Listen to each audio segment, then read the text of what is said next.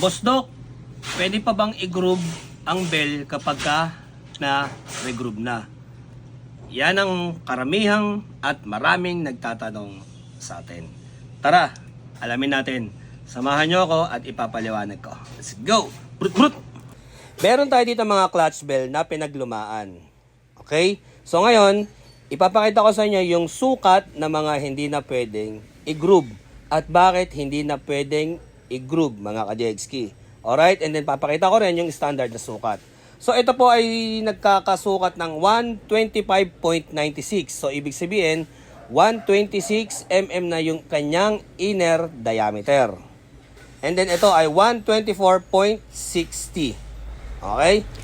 Lipat naman tayo sa ibang bell.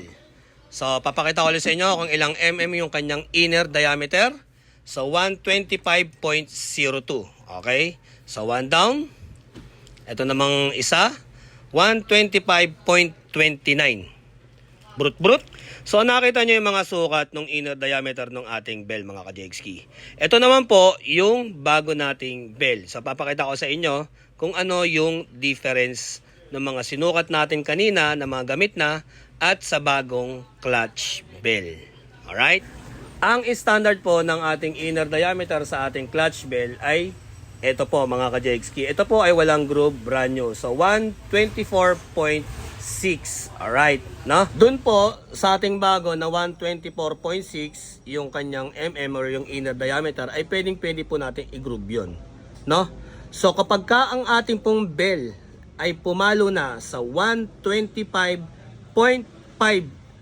pataas, medyo negative na po nating i-groove yun. So wag po nating sayangin yung pera na pinaghihirapan ninyo. Kasi kapag kayong po ay iginorob natin, so papalo siya ng 125.5, kung 0.5 lang ang i-groove natin, so papalo na siya ng 126 inner diameter, which is lumalayo na yung engagement ng ating clutch shoe sa ating bell. At the same time, doon din nagkakaproblema yung tenga ng ating clutch kung bakit na umahaba or napuputol bukod sa matigas na clutch spring dahil sa mataas na engagement ng ating clutch shoe sa ating clutch bell. So, ang tanong, ito na ang tanong. Kaya ang karamihan na nagtatanong po kay Doc, ang lagi ko pong sagot ay dalihin po ninyo dito. Mahirap po kasi sa picture lang, nasasabihin na, Doc, pwede pa bang ipag-groove yung bell na na-groove na? So, dalhin nyo po rito. Hindi ako sumasagot ng oo at hindi sa chat. Kasi mahirap po kung hindi natin sinusukat. Yun po ang pagkakaiba namin sa iba.